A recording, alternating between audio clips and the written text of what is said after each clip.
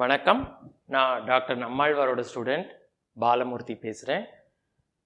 எனக்கு பாரம்பரிய ஓவியங்கள் சின்ன வயசுலேருந்தே ரொம்ப இன்ட்ரெஸ்ட்டு. எங்கேயாவது ஒரு கோவிலுக்கு போனேன் அப்படின்னா அந்த கோவில் சுவரில் வரையப்பட்டிருக்க அந்த பாரம்பரிய ஓவியங்களை பார்க்க ரொம்ப ஆசைப்படுவேன். மகாராஷ்டிராவோட பாரம்பரிய ஓவியங்கள் அப்படின்னா வர்லி முக்கியமான இடத்தை பிடிக்குது. இது சாதாரண எளிய மக்களால், அதாவது படிக்காத பாமர மக்களால் விரும்பி வரையக்கூடிய ஓவியம், பழங்குடியின மக்களால் வரையக்கூடிய ஒரு ஓவியம் தான் வர்லி ஓவியம் அப்படின்னு சொல்லுவாங்க. இதில் முக்கியமாக குறியீடுகள் தான் இருக்கும். அதில் அந்த கண், காது, மூக்கெல்லாம் நீங்கள் தேட முடியாது. அதாவது அதை நீங்கள் ஒரு கற்பனை உலகத்துக்கு உங்களை கூட்டிகிட்டு போகக்கூடிய ஓவியங்கள் என்ன அப்படின்னாக்கா வர்லி ஓவியங்கள். இதை எப்போ சார் அவங்க வரைவாங்கன்னா, அவங்க வீட்டில் விசேஷம் நடக்குது இல்லையா, வீட்டில் ஏதாவது விசேஷம், ஒரு திருவிழா, அந்த மாதிரி டைமில் அவங்க களிமண் பூசிய சுவர்களில் அந்த செம்மண் சாந்த பூசிட்டு அந்த சுண்ணாம்புனால் வரையக்கூடிய ஓவியங்கள்.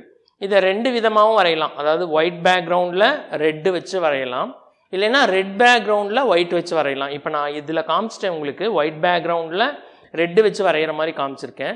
அடுத்து வரக்கூடிய ஓவியம் ஒன்று காமிக்கிறேன், அதில் ரெட் பேக்ரவுண்டில் ஒயிட் இருக்கிற மாதிரி ஓவியங்கள் காமிக்கிறேன். இந்த ஓவியங்களும் நான் பயிற்றுவிக்கிறேன். இதில் எப்படி எந்த ஷேப் அதிகம் யூஸ் பண்ணுவாங்கன்னா அந்த ட்ரையாங்கிள் ஷேப் அதிகம் யூஸ் பண்ணுவாங்க. ட்ரையாங்கிளும் சர்க்கிளும், அப்புறம் மீதி கோடுகள் தான். பாருங்கள், ரொம்ப ஈஸியாக வரையக்கூடிய ஓவியங்கள் தான். இது சர்க்குலர் பேசிஸில் பெண்கள் நடனம் ஆடிட்டுருக்காங்க, கிராமத்து பெண்கள் நடனம் ஆடிட்டுருக்காங்க. ஒரு மயில் பக்கத்தில் இருக்குது, 2 மயில் ஆடிக்கிட்டு இருக்குது, அவங்களோட 2 மயிலும் சேர்ந்து ஆடிட்டுருக்கு, 2 பறவைகள் பறந்துக்கிட்டு இருக்கு. சூரியன் அஸ்தமிக்கிறாரு அந்த டைமில் 2 பனை மரங்கள் இருக்குது, பக்கத்தில் 2 பனை மரங்கள் இருக்குது. புரியுதுங்களா? இது எல்லாமே முக்கால்வாசி குறியீடுகள் மாதிரி தான் வரும் அவங்களோட ஓவியங்கள். இதெல்லாம் கிராமப்புறத்தில் ஒரு கிராமப்புற பெண்களால் வரையப்படுகிற ஓவியங்கள். அதாவது அவங்களுடைய களிமண் பூசிய சுவரில் செம்மண் சாந்த குழைச்சி பூசிட்டு சுண்ணாம்பு மூலமாக அவங்க அந்த ஓவியங்களை அழகாக வரைவாங்க. இது ஒயிட் பேக்ரவுண்டில் ரெட்டு இருக்கக்கூடிய ஓவியங்கள். அடுத்து அந்த ஓவியங்கள் காமிக்கிறேன். இப்போ நம்ம வர்லி பெயிண்டிங்ஸ் பார்த்தோம். முதல்ல ஒயிட் பேக்ரவுண்ட் வித் ரெட்டில் வரைஞ்சிருந்தோம். இப்போ ரெட் பேக்ரவுண்டில் ஒயிட்டில் வரைஞ்சிருக்கோம்.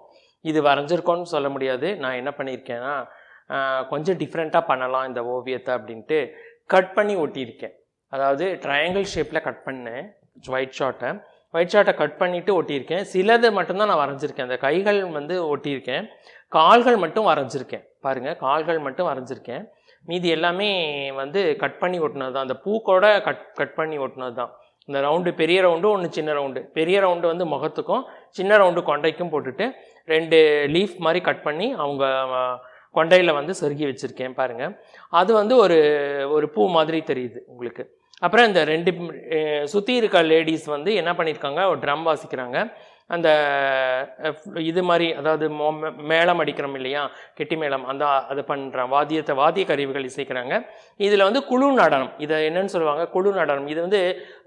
இது ரொம்ப சின்ன ஓவியம். ரொம்ப சின்ன ஓவியம். இந்த மாதிரி அவங்க வரைகிறதுலாம் பார்த்தீங்க அப்படின்னா கின்னஸ் ரெக்கார்ட் பண்ணுற மாதிரி இருக்கும்.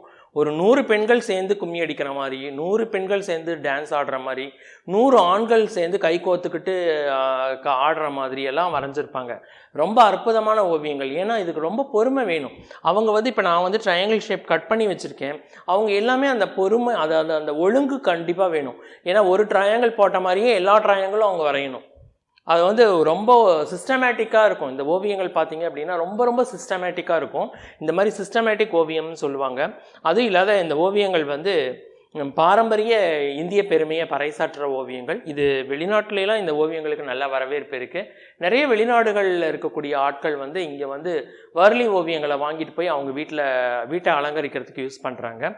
நிறைய நான் பார்த்துருக்கேன். சேல்ஸும் ஆகுது. நிறைய ஓவியங்கள், வர்லி ஓவியங்கள் சேல்ஸ் ஆகுது. இந்த வர்லி ஓவியங்கள்லாம் நீங்கள் வரையணும் அப்படின்னு நீங்கள் ஆசைப்பட்டீங்கன்னா என்னை நீங்கள் காண்டாக்ட் பண்ணலாம். என்னுடைய அலைபேசி எண்கள் 7548841375. நன்றி, வணக்கம். If you like my videos, kindly subscribe and share with your friends, and also getting more videos from my channel to press the bell button.